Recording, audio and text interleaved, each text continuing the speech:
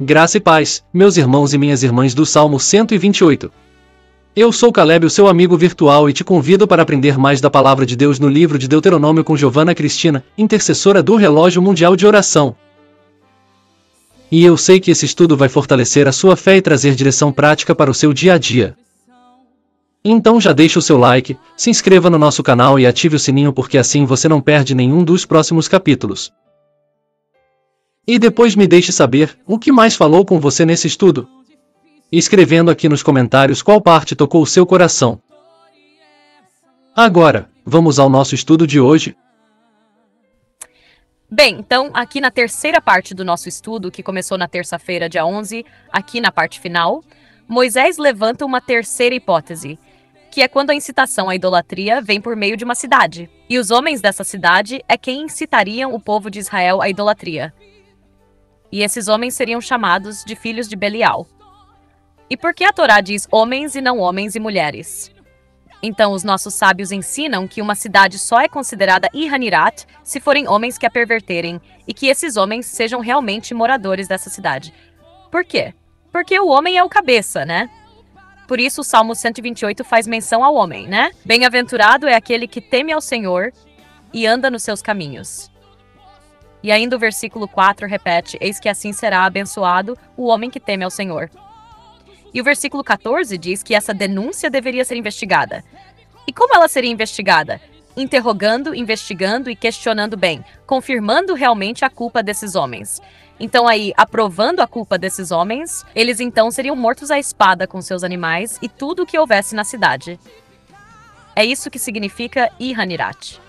Me perdoa a pronúncia, mas é exatamente isso. Ou seja, essa cidade seria descartada. A cidade só seria descartada se ela foi pervertida por homens. Se ela tivesse sido pervertida por mulheres, não, mas por homens. Depois tem um segredo espiritual aí, né? Pois assim, depois que eles descartassem essa cidade, que eles queimassem tudo que tivesse ali naquela cidade. É o que diz o versículo 16. Aí nada da cidade deveria ser pego para eles. Eles não poderiam pegar nada daquela cidade, pois só assim a ira de Deus se afastaria. É o que diz no versículo 17. E o versículo 18 termina dizendo que então, isso significa que a ameaça da ira de Deus, ela não está sobre um lugar ou sobre uma pessoa que não está sobre a influência da idolatria. Entendeu, minha irmã? Entendeu, meu irmão? A ira de Deus, ela só vai vir sobre os idólatras.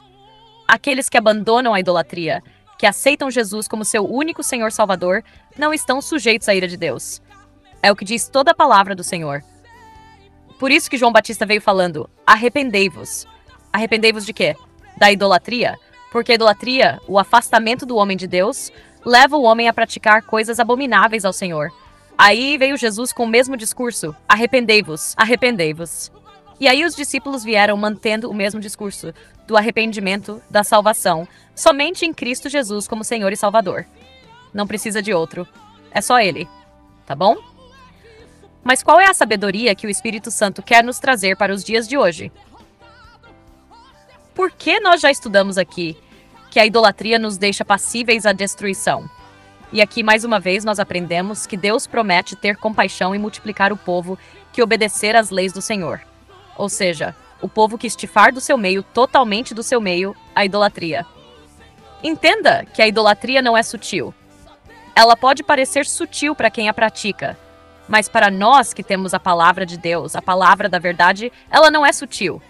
E se uma pessoa diz que tem a palavra da verdade, mas quer incitar você às práticas idólatras, então este amigo, este grau de parentesco, essa amizade deve ser revista de modo que você se torne um influenciador e não influenciado por essa pessoa. Entendeu, meu irmão? Entendeu, meu irmão?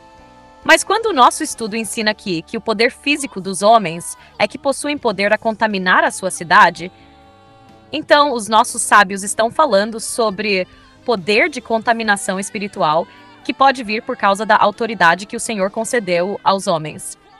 Então é por isso que nós, mulheres, temos que orar por todos os homens que nos cercam. Os pais, os filhos, os irmãos, os cônjuges, os pretendentes, os nossos governantes, os nossos políticos, os nossos amigos, aqueles que nós conhecemos e os que nós não conhecemos também. Muitos movimentos tentam o tempo todo nos dizer que nós, mulheres, estamos no mesmo nível que os homens. Mas entenda que Deus nos fez de forma diferenciada. Quer você aceite ou não, minha irmã. E no homem está a autoridade que é concedida por Deus. E ele pode sim vir a fazer bom uso ou mau uso dessa autoridade. Entendeu?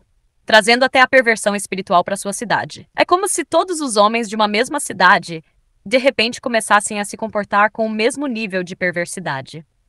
Ou seja, um homem faz uma prática perversa. Aí ninguém ali ora, ninguém repreende, ninguém se arrepende, ninguém chora diante do Senhor, ninguém expõe aquilo diante do Senhor. Aí ele vai influenciando outro homem, e aí vai influenciando um grupo maior, e depois uma cidade inteira.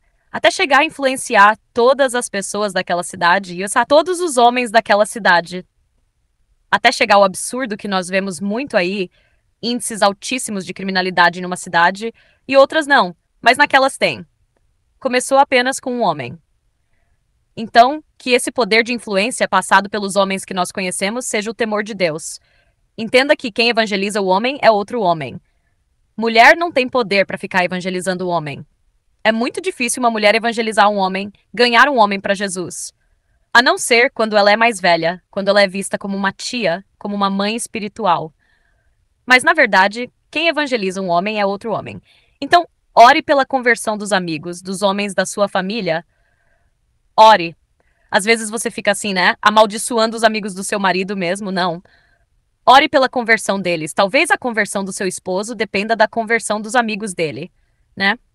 Ore para que o Senhor cerque os homens da sua família com homens santos, com homens verdadeiramente do Salmo 128, para influenciá-los no caminho de Jesus, no caminho de Deus.